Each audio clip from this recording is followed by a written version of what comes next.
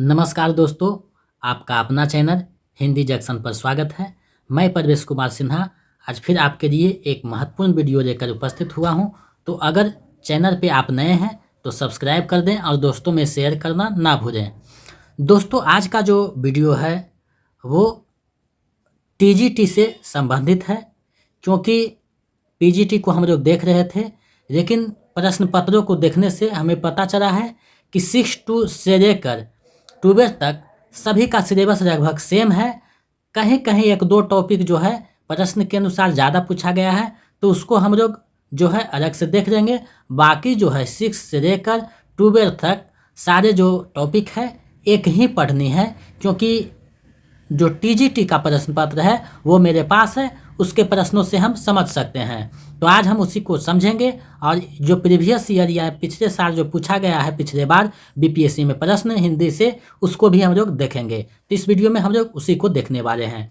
आप लोग यहाँ स्पष्ट देख पा रहे हैं, सीरीज ए है, पेपर जो है 3 है, यानी कि हाई स्कूल जो 9वीं 10वीं का एग्जाम हुआ है उसी से संबंधित है। 2023 आप यहाँ पे देख रहे हैं। इसमें जो है 1 से 40 प्रश्न जो है सामान्य स्टडीज का है, जिसमें मैथ, रीजनिंग, जीके, जीएस सब कुछ रहेगा। लेकिन 41 नंबर से 120 नंबर यानी 80 प्रश्न जो है वो हिंदी से संबंधित है, जिसमें व्याकरण और हिंदी साहित्य को समाहित किया गया है। तो आज हम लोग उसी को देखने वाले हैं, वही प्रश्नों को देखेंगे, उसके जो है हर को देखेंगे और समझ पाएंगे कि क्या क्या हमें पढ़ना है। तो चलिए बिना देर किए हुए हम लोग प्रश्नों की तरफ बढ़ते हैं। इसका जो है पीडीएफ आपको टेलीग्राम चैनल पे दे दिया जाएगा, वहाँ से इसको आप डाउनलोड कर सकते हैं। वहाँ से आप देख सकते हैं कि प्रश्न पत्र में क्या क्या पूछा गया था, उसी के अनुसार आपको पढ़ना होगा। तो हम लोग इसी के अनुसार सिलेबस के अनुसार जो प्रश्न पत्र है उसी के सिलेबस के अनुसार अपना जो है अध्ययन जारी रखेंगे और टॉपिक को देखेंगे।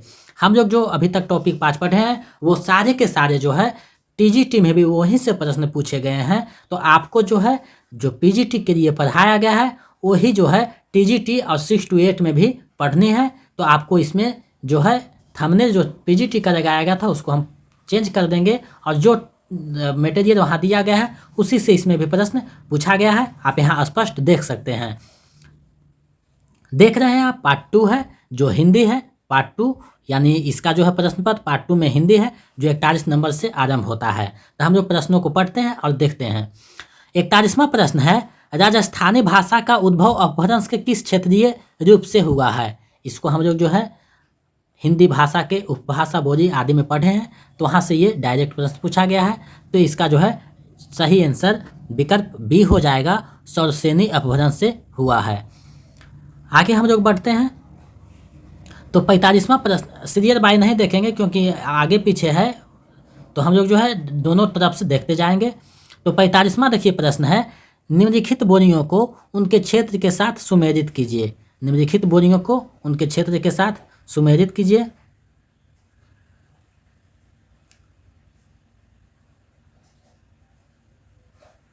यहाँ पे देख पा रहे हैं आपको जो है दिया गया है उसको सुमेलित करना है।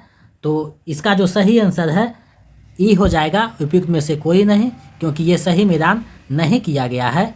ये सही मिलान नहीं किया गया है। जैसे ब्रज भाषा मथुरा का है, बुंदेली जो है झांसी का है, अवधी जो है बिलासपुर का है, छत्तीसगढ़ी जो है यहाँ बिलासपुर हो जाएगा।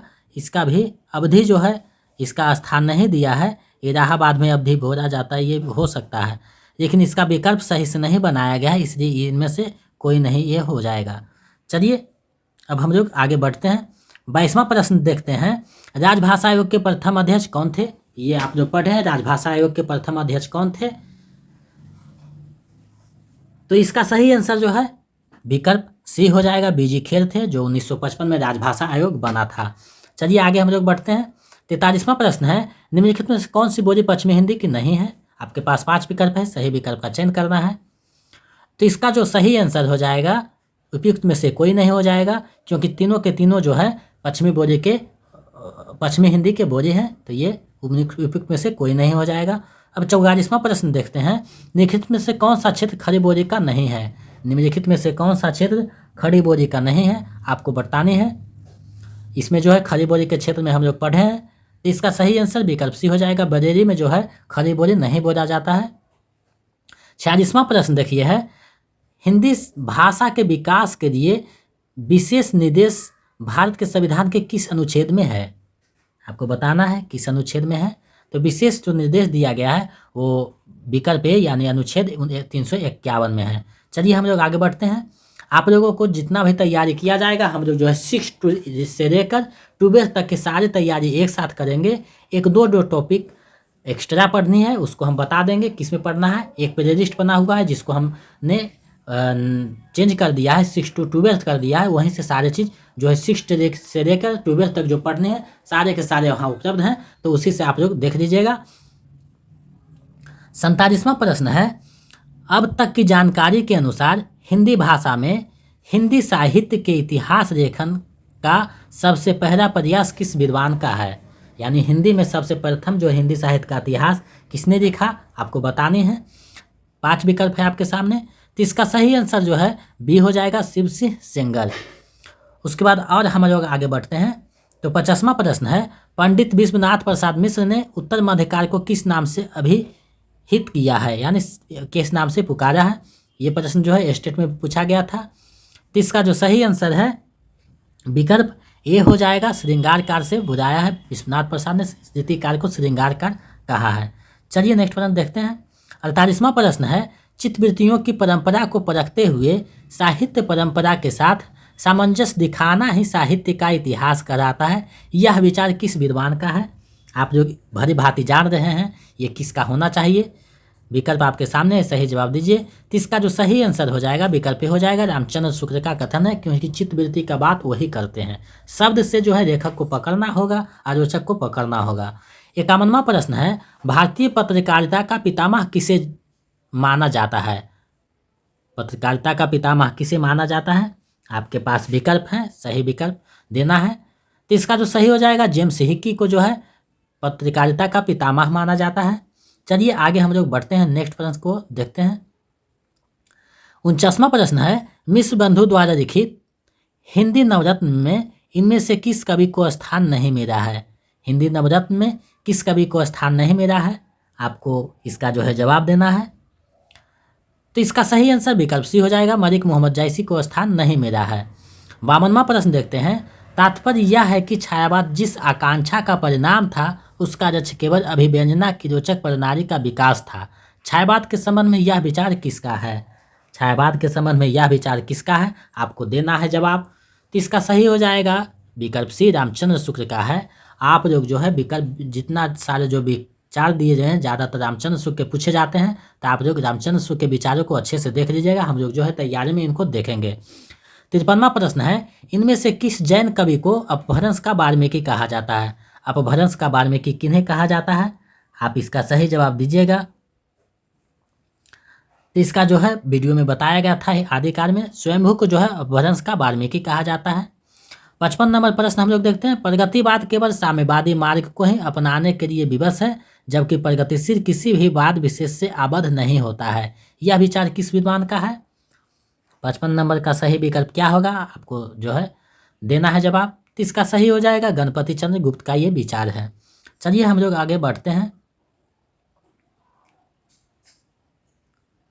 54 नंबर जो प्रश्न है मत है उसका जो है प्रवर्तक है दिए हुआ है, सही मिलान आपको करना है। तो इसका जो है सही आप लोग जवाब दीजिएगा कि कौन सा सही होगा।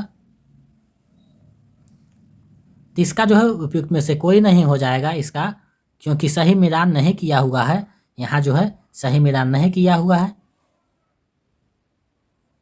क्योंकि जो विशिष्टाद्वैतवाद है वो रामानुजाचार्य का है। तो 1 का 2 कहीं दिखाई नहीं दे रहा है, इससे इनमें से कोई नहीं हो जाएगा। 56 नंबर प्रश्न हम लोग देखते हैं। परपत्र पाठ के अंतर्गत इनमें से किस रचनाकार का नाम शामिल नहीं है? आपको बताना है किसका नाम नहीं शामिल है। तो इसका सही आंसर हो जाएगा नंद किशोर आचार्य जो है इनका नाम नहीं है, बी इसका सही आंसर हो जाएगा। चलिए हम लोग और आगे बढ़ते हैं। 57वां प्रश्न है, शमशेर मुर्श के कवि हैं किसी विजन के नहीं, यह कथन किस विद्वान का है? शमशेर जो है मुर्श के कवि हैं किसी विजन के नहीं, यह किसका कथन है? आपको जो है सही विकल्प देना है। तो ये विकल्प सही ए हो जाएगा, मरियज का ये कथन है। चलिए हम लोग देखते हैं तो आप लोग देख पा रहे हैं जिस तरीका से जो है पीजीटी का प्रश्न था उसी के आधार उसी की तरह जो है टीजीटी का भी प्रश्न है, वही सब टॉपिक से। तो दोनों का स्तर लगभग सेम है, थोड़ा अंदर से पीजीटी में पूछता है, यहाँ थोड़ा सा ऊपर से पूछा गया है, बात सिर्फ यहीं ख़त्म हो जाती है, लेकिन पढ़ना सब कुछ लगभग सेम है। तो हम लोग दोनों का तैयारी करेंगे, यानी 6th से लेकर जो है 12th तक सारे हिंदी जो तैयारी कर रहे हैं लगभग एक ही तैयारी में होते चला जाएगा। जब हमें मेरे पास प्रश्न नहीं था तो हम सोच रहे थे कि हो सकता है इसमें व्याकरण पूछा गया हो, लेकिन प्रश्न पत्र आने पर ये समझ में आ गया है। 58वां जो प्रश्न है उसको हम लोग देखते हैं। इनमें से कौन छायावादी कवि अपने रचनाकार के अंतिम दौर में प्रगतिवाद के भौतिक दर्शन के साथ साथ अरविंद दर्शन से प्रभावित हुआ? 58 नंबर प्रश्न है, इसका क्या जवाब होगा आप लोग दीजिएगा। तो इसका जो है सही जवाब बी हो जाएगा, सुमित्रानंदन पंत। 61 जो प्रश्न है उसका तर्क और स्थापना है, तो तर्क और स्थापना पढ़ने में थोड़ा सा समय लगेगा, इसलिए इसका आप लोग खुद देख लीजिएगा पीडीएफ में। इसका हम लोग सिर्फ आंसर देखते चलते हैं। तो 58 नंबर जो है यानी 61 नंबर जो है उसका जो है सही विकल्प ए हो जाएगा, यानी दोनों सही है। अब हम लोग 59 नंबर प्रश्न देखते हैं।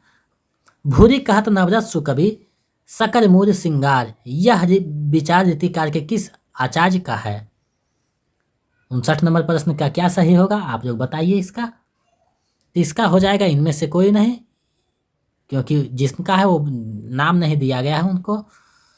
आगे हम लोग बढ़ते हैं। 62वां प्रश्न है, इनमें से कौन मनोवैज्ञानिक उपन्यासकार नहीं है, आपको बताना है। तो मनोवैज्ञानिक जो है यहाँ पे बी नहीं, जसपाल मनोवैज्ञानिक नहीं है। अगर अज्ञेय रहता तो यहाँ हो सकता था, ये मनोविश्लेष वैज्ञानिक नहीं है, बाकी दोनों मनोवैज्ञानिक है, एक अज्ञेय है, अज्ञेय जो है मनोवैज्ञानिक है, तो इसका भी सही हो जाएगा। चलिए आगे बढ़ते हैं। इन आचार्यों में अलंकारवादी आचार्य कौन है, आपको बताना है। 60वां नंबर प्रश्न देखिए। तो केशव दास जो है अलंकारवादी आचार्य हैं। 63 नंबर प्रश्न है, प्रेमचंद के किस उपन्यास में विधवा समस्या है? विधवा समस्या किस उपन्यास में है आपको बताना है। तो इनमें से कोई नहीं हो जाएगा, क्योंकि ये तीनों में विधवा समस्या नहीं है। चलिए आगे हम लोग बढ़ते हैं। जयशंकर प्रसाद के किस नाटक में तलाक और पुनर्विवाह की समस्या है? तलाक और पुनर्विवाह की समस्या किस नाटक में है, आप लोग इसका सही जवाब दीजिए। तो इसका सही जवाब हो जाएगा ध्रुव स्वामी में हो जाएगा, तलाक और पुनर्विवाह का समस्या है।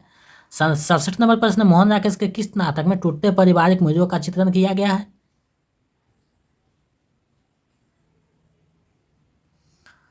तो इसका जो है इनमें से कोई नहीं हो जाएगा, क्योंकि आधे अधूरे जो नाटक है उसमें जो है टूटते परिवार का है, तो उस विकल्प में नहीं, तो इनमें से कोई नहीं हो जाएगा। चलिए हम लोग आगे बढ़ते हैं। 65 नंबर प्रश्न है, आधुनिक काल में गद्य का आविर्भाव सबसे प्रधान घटना है, यह कथन किसका है? लगभग आप लोग पहचान गए होंगे कि किसका है। ये जो है रामचंद्र शुक्ल का कथन है, क्योंकि आधुनिक गद्य कार्य सा जो कहे उन्हीं का दिया हुआ नाम है आधुनिक कार्य को। 68 नंबर जो प्रश्न है, कौमुदी महोत्सव एकांकी किस सम्राट के कार्य को चित्रित करती है? कौमुदी महोत्सव जो है किस को चित्रित करती है, किस सम्राट को आपको बतानी है। तो इसका सही हो जाएगा विकल्प सी, चंद्रगुप्त को। चलिए आगे हम लोग देखते हैं। 66 है, कालिदास के शकुंतला नाटक का खरी बोली में अनुवाद किसने किया है? कालिदास के शकुंतला नाटक का खरी बोली में अनुवाद किसने किया है? तो इसका सही आंसर राजा लक्ष्मण सिंह हो जाएगा। इनमें से कौन प्रगतिवादी परंपरा का कहानीकार नहीं है? प्रगतिवादी परंपरा का कहानीकार कौन नहीं है, आपको जवाब देना है 69 नंबर प्रश्न को। तो इसका जो है हीराचंद जोशी है, प्रगतिवादी नहीं है। चलिए अब हम लोग आगे बढ़ते हैं। आप लोगों को जो है तैयारी साथ साथ किया जाएगा 6 से लेकर 12 तक। हम लोग जो है इस प्रश्न को नहीं देखे थे तो दुविधा में थे, लेकिन अब कोई दुविधा नहीं है। अब हम लोग देख रहे हैं कि सारी चीज़ लगभग सेम पढ़नी है, तो एक साथ जो है 6 to 10 12 का तैयारी होगा। आप लोग मन से लग जाइए, क्योंकि जल्द ही 19 अक्टूबर से शायद ऑनलाइन होगा, आप लोगों का फॉर्म फिलअप होगा, तो आप लोग मन से लग जाइए, हम लोग भी मन से लगेंगे। तैयारी जो है जोरों पे अब होगी। 70 नंबर प्रश्न है, जिंदगी और गुलाब के फूल, यह प्रसिद्ध कहानी संकलन किसका है? जिंदगी और गुलाब के फूल किसका कहानी संकलन है? तो इनमें से कोई नहीं, जिनका है वो नाम नहीं दिया। 73 नंबर प्रश्न है, साहित्य का उद्देश्य विवेचन किसने माना है? ये जो है पाश्चात्य काव्यशास्त्र से प्रश्न पूछा है, यानी टीजीटी में पाश्चात्य काव्यशास्त्र भी पढ़ना है, जबकि पीजीटी में नहीं पढ़ना है। तो इसको हम लोग टीजीटी के लिए अलग से देख लेंगे, अंतिम में देख लेंगे, इसको आपको चिंता करने की कोई बात नहीं है। तो ये अरस्तु का माना गया है, विवेचन का सिद्धांत अरस्तु का है। इसमें काव्यशास्त्र और जो है पाश्चात्य काव्यशास्त्र, भारतीय और पाश्चात्य दोनों को समाहित किया गया है। तो उसको हम लोग देख लेंगे 2 वीडियो में, एक भारतीय एक पाश्चात्य। तो आपको चिंता करने की कोई बात नहीं, अंत में देखेंगे, लेकिन पहले जितना सारे जो समानांतर टॉपिक है उसको साथ साथ करते जाएंगे। देखिए यहाँ पे 71 नंबर प्रश्न है, पंडित प्रताप नारायण मिश्र और बालकृष्ण भट्ट ने हिंदी गद्य साहित्य में वही काम किया जो अंग्रेजी में एडिसन और स्टालिन ने किया। यह विचार किसका है? आप जो है सही जवाब दे सकते हैं, ये अगर थोड़ा सा दिमाग लगाइएगा। तो रामचंद्र शुक्ल का ये कथन है। 74 भरत मुनि के रस सूत्र की अनुमितिवाद पर आश्रित व्याख्या किस आचार्य की है? अनुमितिवाद किसका है? अनुमितिवाद किसका है? आपको जो है जवाब इसका देना है। तो अनुमितिवाद जो है आचार्य शंकु का है, लेकिन ये अनुमितिवाद जो है आचार्य शंकु का है, विकल्प नहीं है। तो इनमें से कोई नहीं हो जाएगा इसका। चलिए, लेकिन ये प्रश्न गलत है। रस सूत्र भरत सूत्र का रस सूत्र का नहीं, वो अनुमितिवाद का रख दिया है। ये प्रश्न को जो है विभाग डिलीट कर दिया है, लेकिन अनुमितिवाद का जो है आचार्य शंकुक है। देखिए यहाँ निर्वैविकता का सिद्धांत किसका है, ये पूछा गया है। पाश्चात्य काव्यशास्त्र से प्रश्न, तो पाश्चात्य काव्यशास्त्र भी पढ़ना है टीजीटी में। ते इडियट का है निर्वैविकतावाद। संस्कृत के किस आचार्य ने विशेषो गुणात्मक सूत्र के आधार पर रीति और गुण में अभेद माना है? ये जो है भारतीय काव्यशास्त्र से प्रश्न पूछा गया है 75 नंबर। तो इसका जो सही आंसर है विकल्प ही हो जाएगा, इनमें से कोई नहीं। चलिए आगे हम लोग और बढ़ते हैं।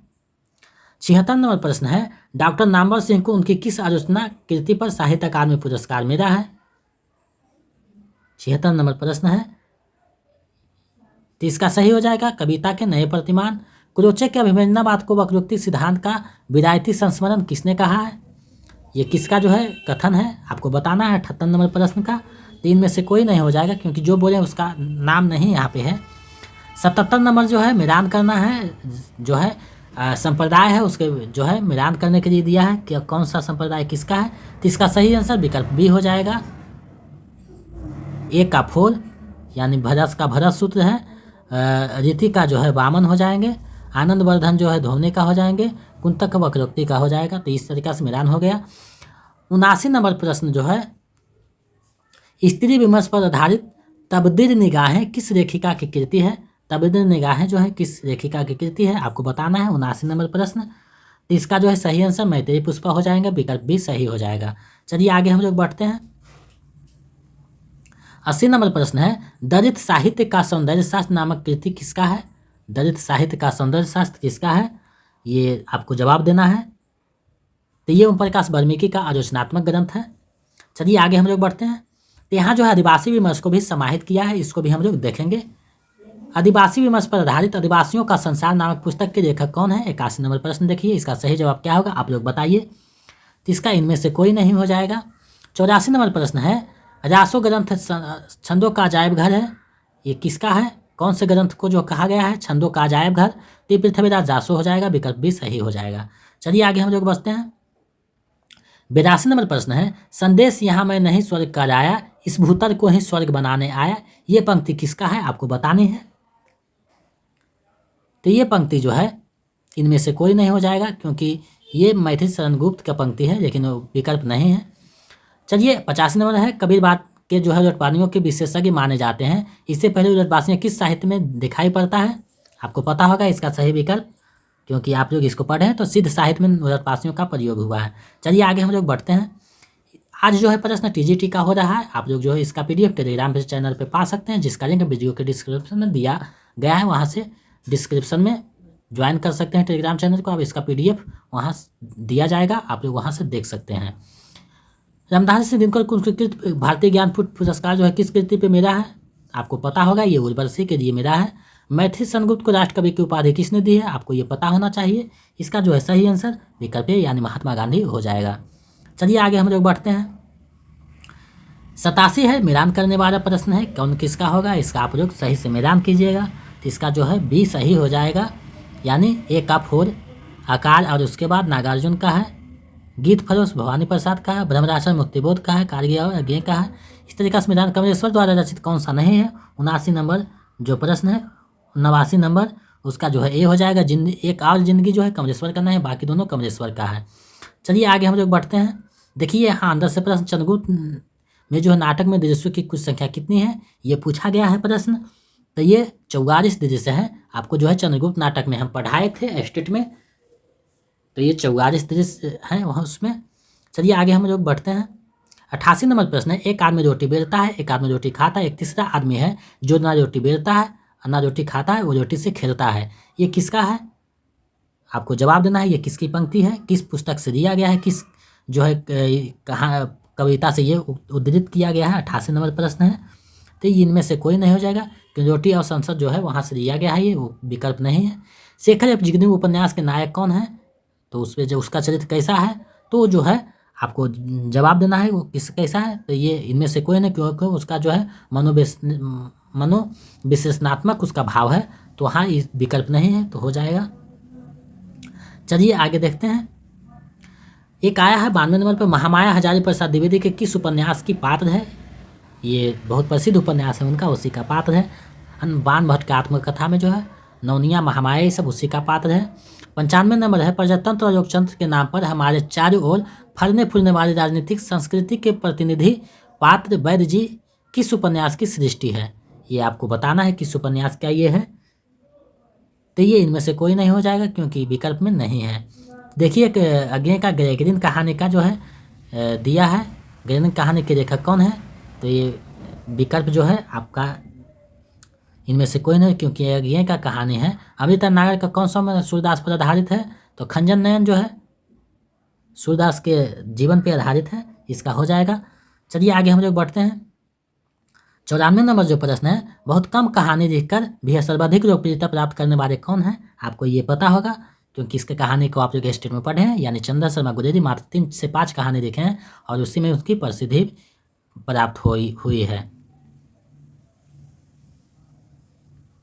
यहाँ देखिए, जिसे संसार दुख कहता है वही कवि के लिए सुख है। धन और ऐश्वर्य, रूप और बल, विद्या और बुद्धि, वे विभूतियाँ चाहे संसार को कितना ही मोहित कर दे, कवि के लिए यहाँ जरा भी आकर्षण नहीं। यह कथन गोदान के किस पात्र का है? आपको पता होगा ये किस पात्र का है। तो 97 का सही विकल्प ये हो जाएगा, यानी मेहता का ये कथन है। चलिए आगे हम लोग बढ़ते हैं। देवसेना जयशंकर प्रसाद के किस नाटक का पात्र है? तो ये स्कंदगुप्त नाटक का पात्र है। रघुमानव की महत्ता किसने स्थापित किया है? 99 नंबर देखिए प्रश्न है। तो इसका आप लोग रघुमानव के बारे में आप लोग पढ़े हैं, विजय देव नारायण शाही का ये है। 100 नंबर जो है, ललित निबंध विधा के प्रस्थान बिंदु बने कौन है? इसका आप लोग सही जवाब दीजिएगा, हमें पता है हजारी प्रसाद द्विवेदी ललित निबंध के प्रयोगकर्ता माने जाते हैं। ये जो है एक इसमें टीजीटी में जो है गद्यांश दिया हुआ, इससे संबंधित 5 प्रश्न रहता है। तो आप लोग गद्यांश इसको खुद पढ़ के इसका जो है आंसर कीजिएगा, क्योंकि समय बहुत ज़्यादा लग जाएगा, हम लोग जल्दी जल्दी इसको देख रहे हैं। तो आप लोग पढ़ के इसको खुद जवाब दे पाइएगा। यानी प्रश्न नंबर 1 से लेकर 105 तक उसी से संबंधित है। अब हम लोग जो 106 देखेंगे, गुणवाचक विशेषण नहीं है। कौन गुणवाचक विशेषण नहीं है आपको बताने हैं। 106 का क्या होगा? तो 106 का हो जाएगा जो है चौगुना जो है गुणवाचक नहीं है। चलिए 107 है, एक आँख से देखना मुहावरे का सही अर्थ क्या है? तो इसका जो है एक आँख से देखना यानी सभी को एक बराबर मानना या बराबर मानना, विकल्प सही हो जाएगा। चलिए 108वां, किस शब्द में दीर्घ स्वर संधि नहीं है? 108 प्रश्न का बी सही हो जाएगा, महोत्सव। चलिए आगे हम लोग बढ़ते हैं। मैंने रमेश को मारा था वाक्य में भूतकाल का कौन सा भेद है? ये सब जो है खुद आप लोग देखते जाइएगा, इसका हम लोग जो है आंसर जो है टिक करते जाते हैं। 109 का जो है बी हो जाएगा, पूर्ण भूतकाल। शुद्ध वर्तनी क्या है आपको बताने हैं। 112 का, तो 112 का जो है सी हो जाएगा, पैतृक जो है शुद्ध वर्तनी है। आगे हम लोग देखते हैं 110, मनोरंजन पुस्तक पढ़ता है वाक्य में वाच्य है, ये व्याकरण से संबंधित है, इसको हम लोग पढ़ेंगे। पीजीटी में भी पढ़ना है और टीजीटी में भी पढ़ना है, तो इसको हम लोग पढ़ेंगे अलग से। तो इसका जो है कर्तव्यवाचक हो जाएगा। चट मंगनी पट बियाह, इसका जो है सही अर्थ क्या होगा आपको बताना है। 113 नंबर प्रश्न, तो इसका सी हो जाएगा, तत्काज काज होना। आगे है जो देखते हैं 111वां, द्वंद्व समास का उदाहरण कौन सा है आपको बताने हैं। 111 नंबर प्रश्न, इसका जो है भूख प्यास द्वंद्व समास है। अनर अनिर श्रुति सम भिन्न अर्थ शब्दों का अर्थ क्या है? अनर अनिर का जो है सही अर्थ क्या है इसको बताना है। विपरीतार्थक शब्द नहीं है, समानार्थी शब्द है, तो आपको बताना है इसका। 114 का, तो इसका ये हो जाएगा, अनर माने हो गया अग्नि और अनिर माने हो गया वायु। चलिए आगे हम लोग बढ़ते हैं। बागुजार का सन्धि विच्छेद होगा क्या आपको बताना है 115 नंबर इसका होगा बवाक बरस जार। यहाँ जो अस्पताल में मरीज की मृत्यु हो गई, डॉक्टर इलाज के बाद लोगों ने कहा ये रिक्त स्थान को पूर्ति करना है 118 का, तो इसका ए सही हो जाएगा। चलिए आ का प्रत्यय युक्त से कौन सा शब्द नहीं बना है आपको बताना है 116 का, तो इसका जो है सी हो जाएगा। कुरिन में आ प्रत्यय नहीं है। 19 में दीर्घ समास का प्रयोग वाक्य में हुआ है, आपको बताना है 19 का ये हो जाएगा। मोहन के घर निकट चौराहा है। 117वां जो है आपको बताना है अशुद्ध वाक्य, इसका बी हो जाएगा। 120 जो है आपको बताना प्रणार्थक क्रिया का प्रयोग किस में हुआ है, तो इसका भी बी हो जाएगा। तो इस प्रकार आप लोगों ने देखा टीजीटी का प्रश्न। तो टीजीटी पीजीटी 6 to 8 ये तीनों जो है, तीनों का सिलेबस लगभग 90% मैच करता है। तो हम लोग साथ साथ सभी को पढ़ते जाएंगे। जो टॉपिक पीजीटी के लिए पढ़ाया गया है वो भी टॉपिक जो है टीजीटी में पूछा गया है। आप यहाँ देख सकते हैं टीजीटी में भाषा और बोली, देवनागरी लिपि, राजभाषा, संविधान आदि से प्रश्न भी यहाँ पूछा गया है। तो आप जो पीजीटी में पढ़े हैं उसको टीजीटी में भी पूछा जाएगा। यानी 20 नंबर ग्रामर है, बाकी जो है 60 नंबर जो है हिंदी साहित्य से प्रश्न पूछा गया है। तो आप लोगों की चिंता करने, लगभग सभी का सिलेबस एक जैसा है हिंदी का। तो हिंदी 6 से लेकर 12th का तैयारी हम लोग साथ साथ करते जाएंगे। कुछ टॉपिक जो स्पेशल है उसको स्पेशल देख लेंगे, लेकिन पहले सब कुछ का जो है साथ करेंगे। अभी तक जो पढ़ाया गया है 5 टॉपिक वो सारे के सारे जो है टीजीटी और 6 to 8 में भी पूछे गए हैं। तो उसको जो टीजीटी पीजीटी का तैयारी कर रहे हैं सभी में वहाँ प्रश्न पूछा गया है। 6 से लेकर 12 तक आपका क्लियर वहाँ से हो जाएगा। तो आप लोग उसी को पढ़ लीजिएगा और बाकी हम लोग जो है सब साथ साथ अब लेकर चलेंगे। और अंत में 1-2 टॉपिक जो है ज़्यादा पढ़ना है वो पढ़ दिया जाएगा। तो आप लोगों को जो है एक प्लेलिस्ट बना दिया गया है 6 to 12, उसमें सभी वीडियोज़ को समाहित किया गया। वहाँ से आप लोग देखकर 6 to 12 का तैयारी एक साथ कर सकते हैं। तो यहाँ से हम लोगों ने देखा, इसका पीडीएफ जो है टेलीग्राम चैनल पे भेज देंगे, वहाँ से आप लोग इसको अच्छे से देख लीजिएगा और समझ रख सकते हैं। उसके बाद जो है हम लोग जो है प्रैक्टिस सेट भी करेंगे बहुत ज़्यादा। तो आपको चिंता करने की कोई बात नहीं, सब एक साथ प्रैक्टिस सेट भी किया जाएगा। तो आप लोग मेरे चैनल पर बने रहें। चैनल पर नए हैं तो सब्सक्राइब कर दें, दोस्तों में शेयर कर दें, ताकि मेरा दुगना उत्साह बढ़ता रहे और हम दुगने उत्साह के साथ आपके समक्ष प्रस्तुत होता रहूँ। बहुत बहुत धन्यवाद।